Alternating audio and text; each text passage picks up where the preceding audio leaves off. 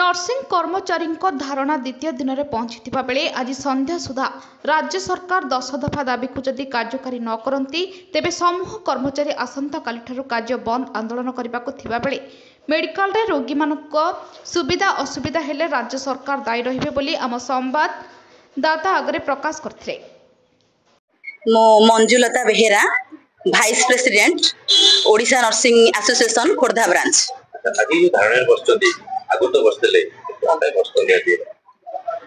अच्छा सर्वप्रथम आपण मानक धन्यवाद दउछि आपण मानक माध्यम रे हमर वार्ता सरकार को पाखरे पहुंची परुछि। तो आपण माने जानिथिबे अगस्त मास 14 तारिख रु आमे ब्लैक बैच पिंधि कि 10 दफा दाबी नै ब्लैक बैच पिंधिथिलु।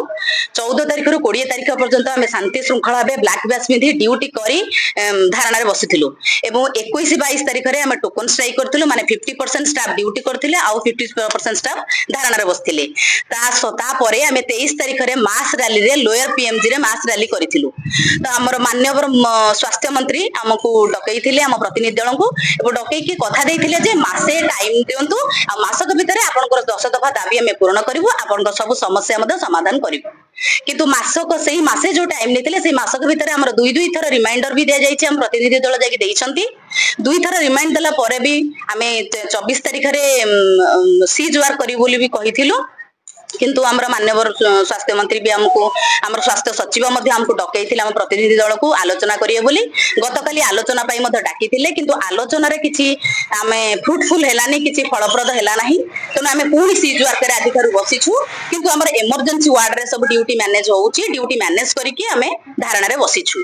आउ हमें सीज वर्क करिवो एथि पई जेहेतु हमर किछि सरकार दाबी सुनले नाही। किंतु हमरा आशा अछि हमर प्रिय स्वास्थ्य मंत्री निश्चित भाव रे हमर दुख सुनिबे एवं प्रिय मुख्यमंत्री मध्ये हम दुख शुणिबे सही आशा रे आमे आज ठारू सीज वर्कर बसिछु। किंतु ड्यूटी मैनेज होउची आज ठू जदी किछि हमर समस्या न शुणिबे स्वास्थ्य मंत्री आमे काल आसंता काली ठारू कंप्लीट सीज वर्क करिबु।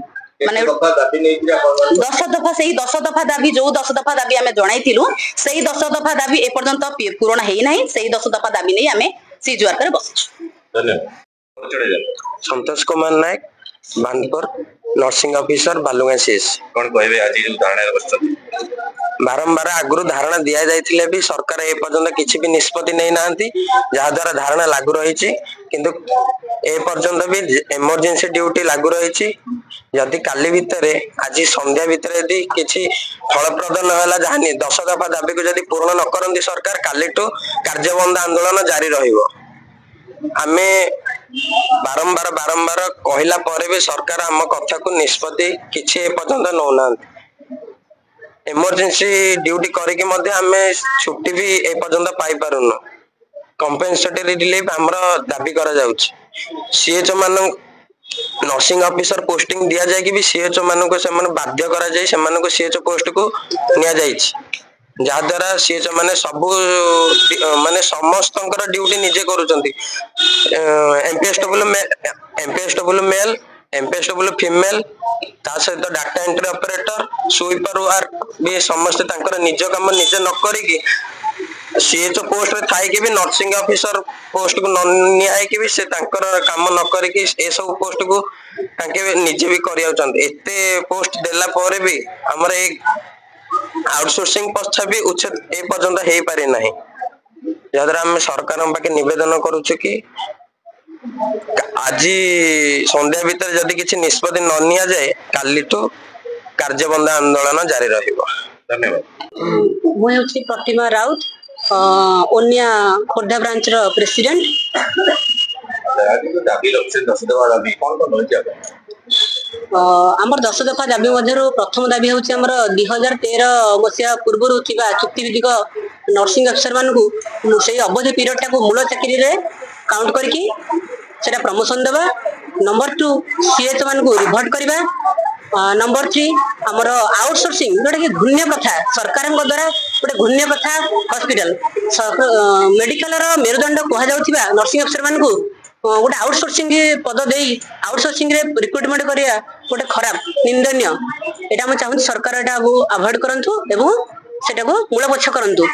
नंबर 4 बहुत सीनियर दीदी माने रहछंती 35 वर्ष चाकरी अवधि पीरियड सरीगलानी रिटायर्ड टाइम हेलानी फिर भी से जीवन में गोटे भी प्रमोशन पाई पारले नहीं।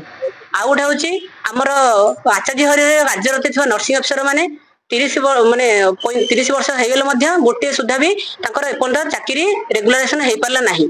ତେଣୁ ସରକାର ସବୁବେଳେ କହୁଛନ୍ତି ଏଇଟା ହଉଛି ଆମ ଲୋକଙ୍କ ସରକାର, ସେଇ ଲୋକଙ୍କ ଭିତରେ କଣ ଆମେ ଯାଉନାହୁଁ? ଆମେ ନର୍ସିଂ ଅଫିସର ସେଇ ଲୋକଙ୍କ ଭିତରେ ମଧ୍ୟ ଯାଉଛୁ।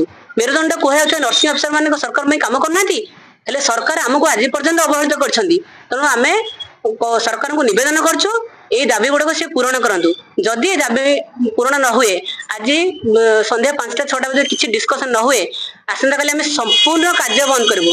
ଆଉ ଏଥିରେ ଯାହା ଅସୁବିଧା ହବ ପବ୍ଲିକ ର ଲୋକମାନଙ୍କର ସରକାର ସେଥିପାଇଁ ଦାୟୀ ରହିବେ। ସ୍ୱପ୍ନା ମଞ୍ଜରୀ ପ୍ରଧାନ, ଓନିଆ ବ୍ରାଞ୍ଚ ଅଡିଟର ଆଉ ଡିଏଚଏସ୍ ଖୋର୍ଦ୍ଧା ବ୍ରାଞ୍ଚ। ଆମେ ବାରମ୍ବାର ସରକାରଙ୍କୁ ଅବଗତ କରାଉଛୁ 10 ଦଫା ଦାବି, କିନ୍ତୁ ଆମେ ଏତେ ବାରମ୍ବାର ପ୍ରତିଶ୍ରୁତି ଦେଇକି ବି ସରକାର ଆମମାନଙ୍କ କଥା ଶୁଣୁନାହାନ୍ତି। କଣ ପାଇଁ ସରକାରଙ୍କର ଏତେ ଆମ ପାଇଁ ପାତର ଅନ୍ତର ସେଇଟା ଆମେ ଜାଣିପାରୁନୁ। ଆମେ ଭାବୁଛୁ ଆମେ କଣ ସମସ୍ତଙ୍କୁ ଏତେ ଅବହେଳିତ ନିଷ୍ପେଷିତ? ଆମେ କଣ କୋଉ ମନୁଷ୍ୟର ଗଣା ନୁହେଁ ଯେ ସରକାର ଆମେ ଯେତେ ତାଙ୍କୁ ବିଶ୍ୱାସ କରୁଛୁ ଯେ ହଁ ଆମ କଥା ଶୁଣିବେ, କିନ୍ତୁ ମୁଁ ଭାବୁଛି ସେ ଆମକୁ ଭାବୁନାହାନ୍ତି ଯେ ଆମେ କିଛି କାମ କରୁଛୁ ଦେଶ ପାଇଁ, କି ଆମେ କିଛି ଲୋକଙ୍କର ଉପକାରରେ ଆସୁଛୁ। ସେଥିପାଇଁ ଆମେ ସରକାରଙ୍କୁ ନିବେଦନ କରୁଛୁ ଯେ ଦୟାପୂର୍ବକ ଆମେ ଯେମିତି ଆପଣ ଆମ କଥା ପ୍ରତିଶ୍ରୁତି ହିଁ ପୂରଣ କରନ୍ତୁ, ସେତିକି ଆମର ନ୍ୟାର୍ଯ୍ୟ ଦାବି। ଆମେ ଚାହୁଁଛୁ ଆମର ଫଳପ୍ରଦ ହଉ ଆମର 10 ଦଫା ଦାବି, ସେତିକି ଆମେ ନିବେଦନ କରୁଛୁ। ଖୋର୍ଦ୍ଧାରୁ ନିମାଇ ଚରଣ ମହାରଣାଙ୍କ ରିପୋର୍ଟ, ଜ୍ୟୋତିପ୍ରଭା ନ୍ୟୁଜ୍।